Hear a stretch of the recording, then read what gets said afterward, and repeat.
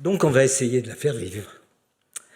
Je me souviens du mois de juin 1967, au colloque Nobel, intitulé « Current Problems of Lower Vertebrate Phylogeny ». Avant d'aborder ce colloque, où pour la première fois j'ai entendu parler de la méthodologie de Hennig, il est bon d'évoquer la théorie dominante dont Pascal a parlé. Parmi les zoologistes et les paléontologues dans les années 60, tous les étudiants étaient biberonnés au paradigme en phylogénie de la théorie synthétique de l'évolution, où dans la reconstitution phylogénétique, le principe de base était le gradualisme. L'image de Simpson. Vous avez ici le gradualisme, les groupes qui naissent les uns des autres et ainsi de suite. Et c'était les idées de Ernst Mayr pour la biologie et de Simpson pour la paléontologie qui dominaient tout le champ des sciences de l'évolution, et en particulier en France. On a parlé de Montpellier, mais je donnerai d'autres exemples plus loin. J'ai fait, comme beaucoup de collègues de notre génération, toutes mes études de zoologie et de paléontologie dans cette atmosphère. Donc il n'était pas question de travailler en dehors de ce paradigme. Mais ma première expérience d'un autre paradigme fut de travailler avec le professeur Erik Stenshø à Stockholm. C'était le spécialiste incontournable de l'anatomie des premiers poissons, agnates et placodermes. Je fis plusieurs séjours à Stockholm, au musée d'histoire naturelle, dans le cadre de la préparation de ma thèse sur les placodermes du Spitzberg. Pour avancer, je me suis plongé dans les deux ouvrages magistraux de Stenshø. Il y en avait un qui faisait des grands formats, un qui faisait 400 pages et l'autre qui en faisait 200, parce qu'ils étaient tous les deux incontournables. C'était la source importante de toute l'information, même si elle comportait des extrapolations et très nombreuses qui introduisaient des biais dans l'interprétation des données anatomiques. Ce qui m'a frappé dans ces deux ouvrages, c'était l'absence de références claires à l'évolution et aux affinités du groupe dont on ne tirait aucune conclusion. Stenshø n'était pas le seul à ne pas savoir où placer ces damnés placodermes par rapport au groupe de poissons actuels. En cela, on peut citer Alfred Romer, qui, dans son principal ouvrage de paléontologie des vertébrés qui faisait la loi dans le domaine universitaire, notait que bien qui avouait ne rien comprendre au placoderme en constatant que bien que parmi les plus anciens vertébrés gnatostomes, ces placodermes ne correspondaient pas à l'idée qu'on se fait d'un ancêtre idéal. Et il écrivait « En fait, on est tenté de penser que la présence de ces placodermes est un épisode incongru. La situation aurait été simplifiée s'ils n'avaient jamais existé. Mais ils ont existé. Et à ce moment-là, il se posait des problèmes.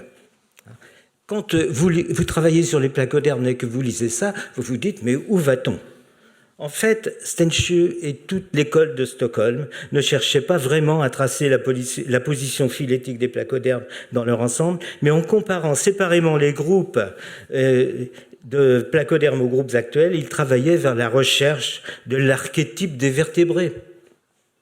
Et la recherche de l'archétype, c'est Goethe, c'est le début du XIXe siècle.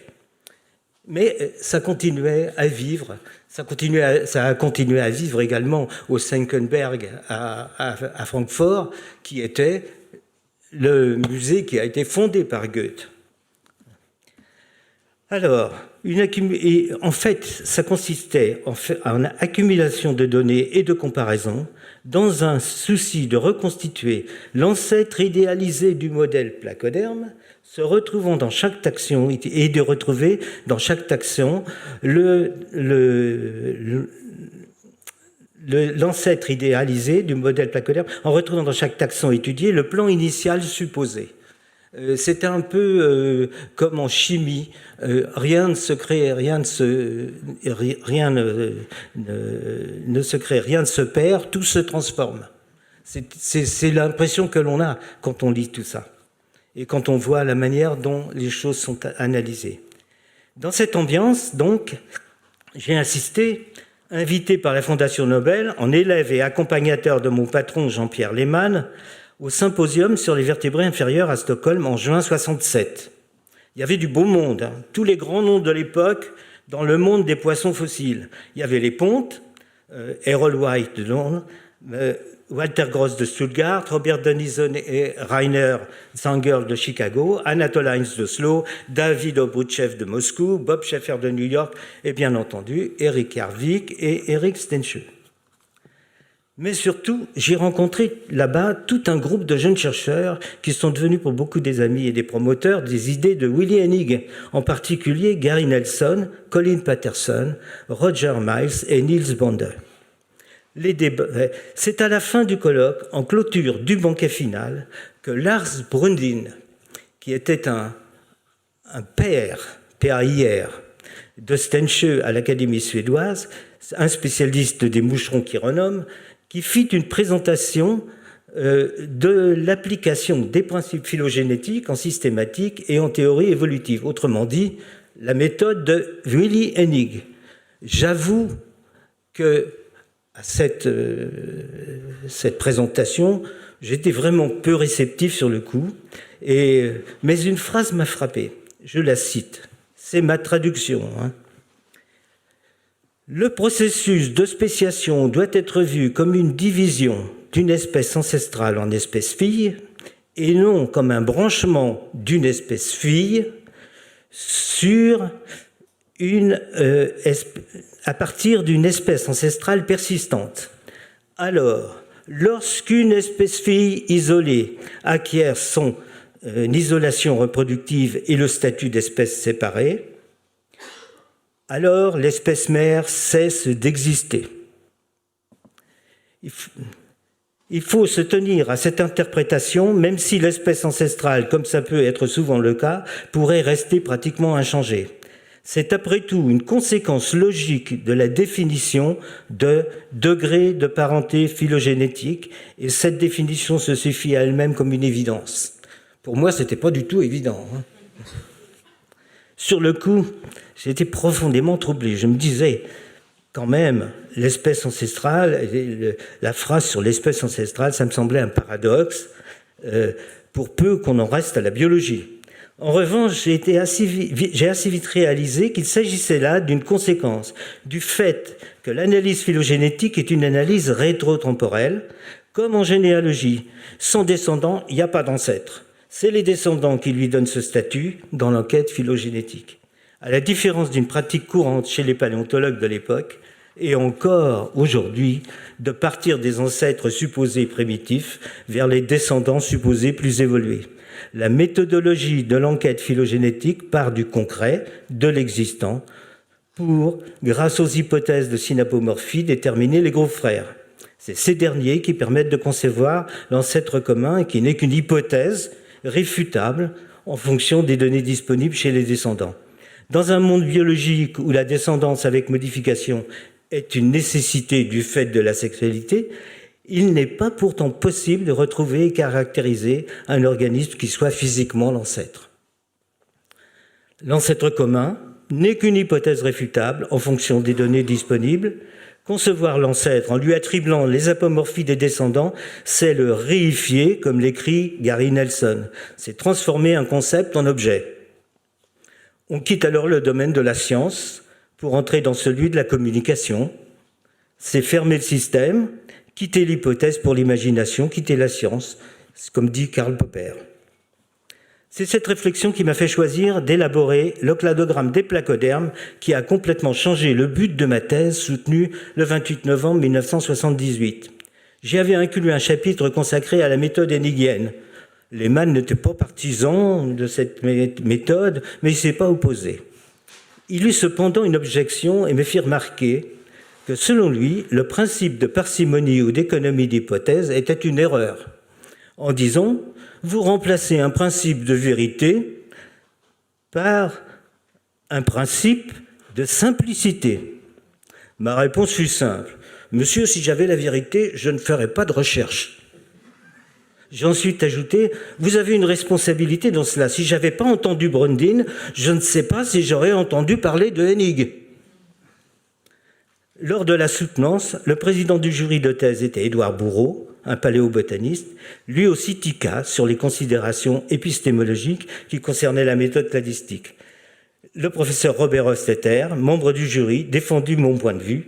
J'en étais à compter les points, car il n'y eut que ce type de débat. Je n'eus pas à répondre au sujet des éléments nouveaux apportés dans la connaissance des placodermes, qui pourtant étaient au cœur de mon sujet.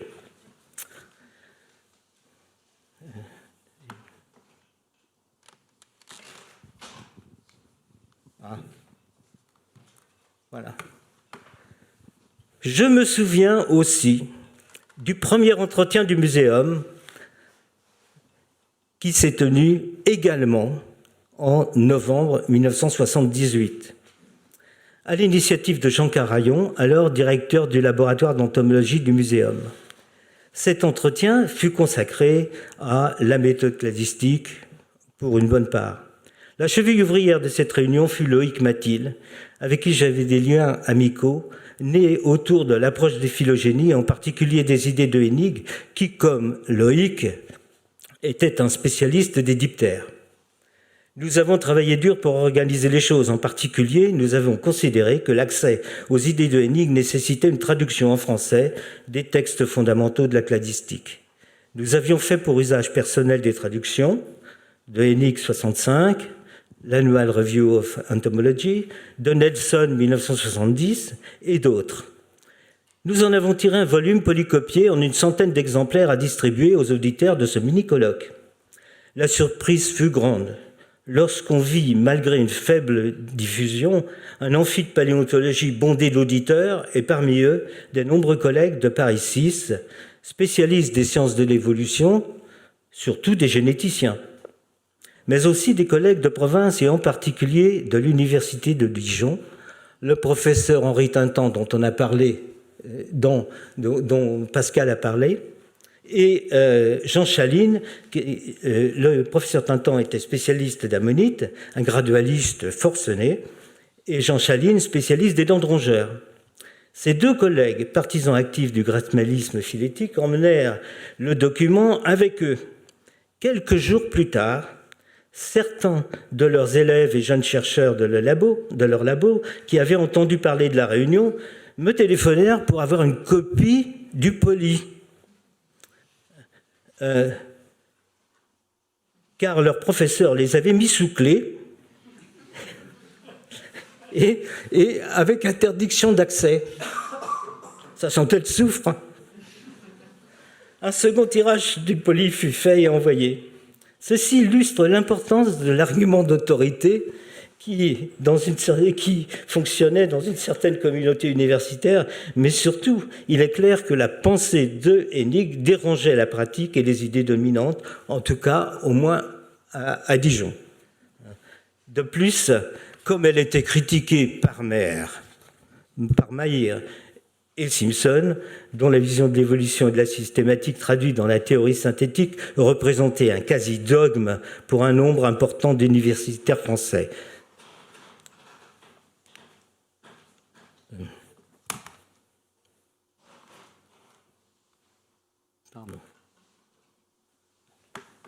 Je me souviens du congrès de Dijon, le 12 mai 1982. Nous étions 4 signataires et c'était moi qui présentais le papier au nom de Pascal Tassy, Philippe Janvier et Jean-Claude Rage. C'était une réflexion sur structure ou modalité de l'évolution, un point de vue sur l'apport de la paléontologie.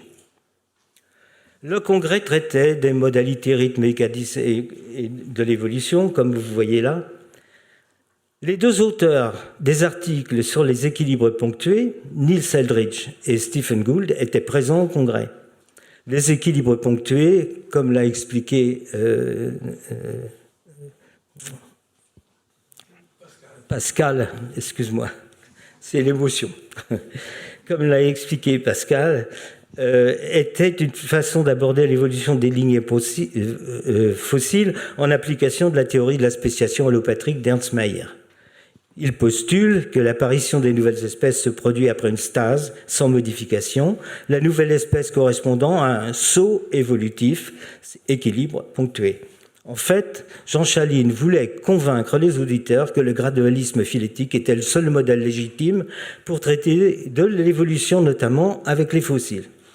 J'étais souffrant et mon intervention ne fut pas très brillante, mais dès que j'ai commencé à traiter des cladogrammes, une rumeur monta et l'audience devint houleuse, couvrant mes paroles. J'étais assez désolé que Niels Eldredge, qui présidait la session, soit obligé de faire remarquer aux auditeurs que la bienséance demande que l'orateur puisse présenter ses réflexions et ses arguments dans le calme pour que tous puissent éventuellement intervenir après coup. Le calme revenu, je terminai mon topo. À la fin, il n'y eut qu'une remarque. Un collègue biologiste belge avait repéré que la démarche cladistique est en fait une procédure hypothético-déductive et non pas inductive. Et cela remettait en cause, disait-il, tout ce qu'il avait appris en sciences depuis le lycée. Ma réponse fut simple, vous avez bien compris tout. Vous m'avez bien compris. Je dois vous dire que pour les congrès, c'est l'une des pires expériences que j'ai jamais eues.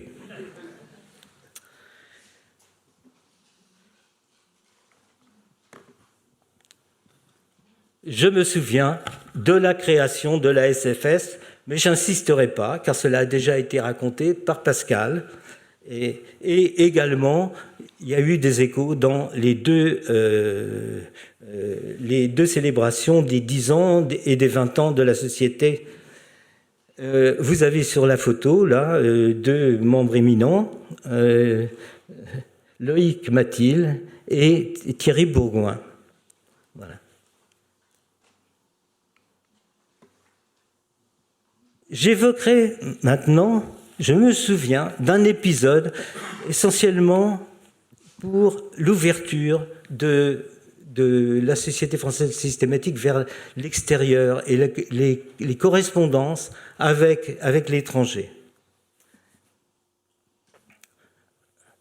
En mai 1994, pendant mon mandat de président, il y a eu une réunion à l'Académie des sciences pour présenter le programme de la National Research Foundation américaine, Systematics Agenda 2000.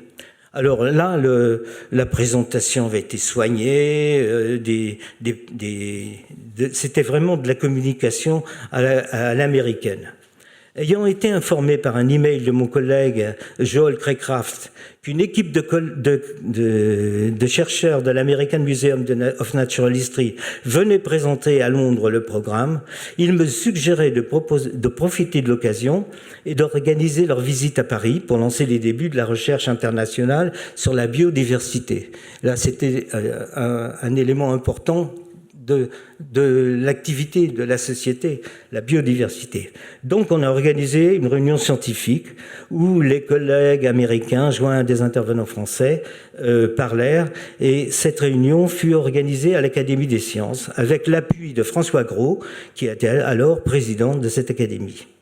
Cette réunion permit de placer la systématique au cœur du concept de biodiversité. Malheureusement, ce programme qui se voulait mondial fut abandonné car il était vraiment trop ambitieux et il manquait quelque chose qui est essentiel quand on veut faire ce genre de choses, c'est un soutien politique. La NSF payait, mais il fallait avoir l'avis de pas mal de sociétés savantes dans le monde.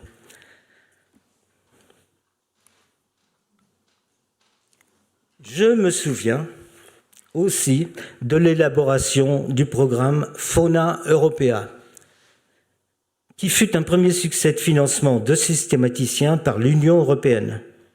L'initiative venait de la Linnean Society de Londres, dont j'étais membre, et surtout de son président en 1997, Brian Gardiner, à la fois entomologiste et spécialiste de poissons fossiles. Ça paraît bizarre, mais c'était comme ça. Il travaillait à l'University College et au musée d'histoire naturelle. Dans le cadre de Systematics Agenda 2000, nous avions déjà discuté d'un programme européen lié à la faune d'Europe. Il m'envoyait un message très concis, un message email. Il disait, si on lance le projet de Fauna Europea, Peux-tu organiser à Paris des réunions de collègues systématiciens européens au nom de la Linéane pour voir si le projet peut se faire? Peux-tu être le secrétaire de cette initiative? Je t'envoie 5000 livres pour les frais à venir. J'ai immédiatement répondu, d'accord, mais qui sera le chairman de ces réunions? Réponse, Wouter Loos, le directeur du musée zoologique de l'Université d'Amsterdam, avec qui j'avais déjà travaillé pour mettre sur pied un programme éducatif européen Erasmus d'initiation aux méthodes modernes de systématique. Et je répondis, dans ces conditions, c'est OK. Une liste de participants éventuels était jointe, parmi lesquels de nombreux collègues que je connaissais déjà, parce qu'elles avaient fonctionné, ils avaient travaillé dans le programme Erasmus. Le but était de s'assurer que les zoologistes européens de tous les groupes d'animaux et d'un nombre de pays différents étaient prêts à collaborer en tant qu'experts pour construire une base de données aussi exhaustive que possible de la faune terrestre et d'eau douce d'Europe, de discuter sur le mode opératoire pour avoir un financement européen afin de mettre au point une stratégie. J'ai alors contacté les membres de la liste transmise pour que nous puissions nous réunir au muséum en 2 réunions le samedi matin afin d'évaluer la faisabilité, les modalités, les possibilités de succès d'une telle entreprise. Il fallait savoir, compte tenu de l'ego de beaucoup de systématiciens, s'ils étaient d'accord pour collaborer. Tout seul, on ne pouvait rien faire. Il fallait absolument obtenir leur accord pour pouvoir lancer la chose. Et bien entendu, tous leurs frais étaient pris en charge. Brian Gardiner, en président de la Linnean Society, connaissait les susceptibilités qui règnent parmi les zoologistes. Il nous avait choisi Wouter Loos, un chimiste, et moi, un paléontologue, pour nous mettre hors jeu dans les querelles éventuelles qui auraient pu apparaître entre zoologistes experts. Nous ne pouvions pas être partie prenante dans l'expertise, notre rôle était de construire. Ayant appris que l'organisation de ces réunions venait de la Linéane, je reçus le lendemain du mail de Brian Gardiner un mail du secrétaire pour la zoologie de la Linéane où il me déniait toute légitimité pour organiser ces réunions qui relevaient, m'écrivait-il, de sa compétence. Immédiatement, j'envoyai copie de ce message à Brian Gardiner avec un point d'interrogation.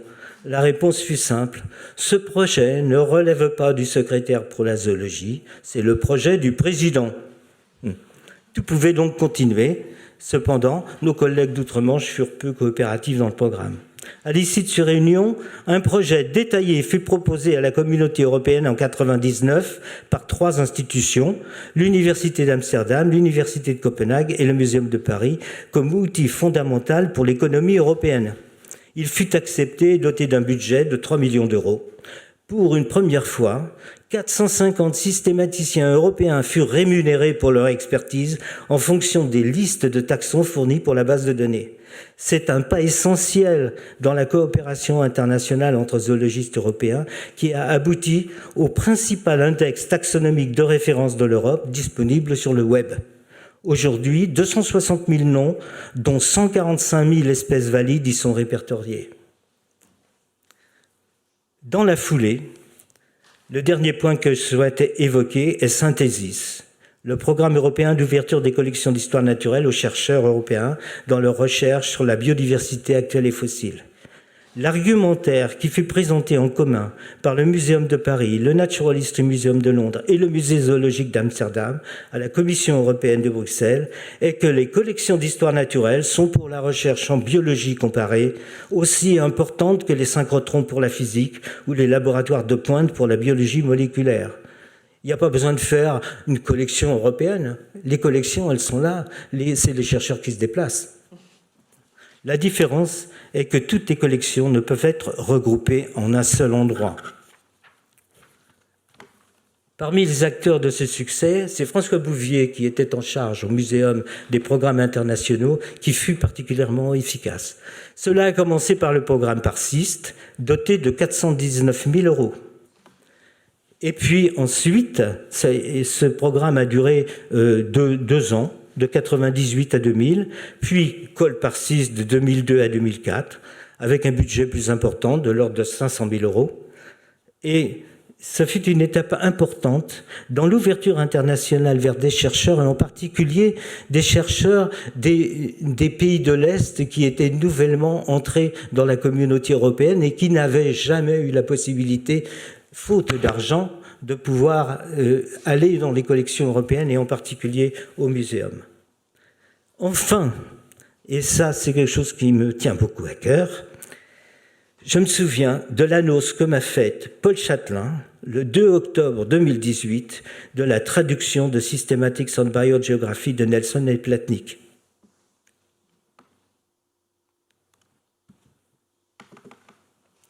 Ils vous en parleront demain. Depuis 2012 et ma retraite, c'est l'initiative des jeunes qui m'a le plus fait plaisir. Traduire le pavé de Nelson et Platnick, un de mes livres de réflexion sur l'analyse cladistique, a été une très heureuse surprise. Merci à Paul et chapeau pour les 4 acteurs de cette initiative, avec Paul Chatelain, Valentin Rinaud, Paul Zaharias et Malcolm Sanders. J'ai assuré une relecture et je suis certain que Gary Nelson, qui connaît toutes les subtilités de la langue française, doit se réjouir de votre travail.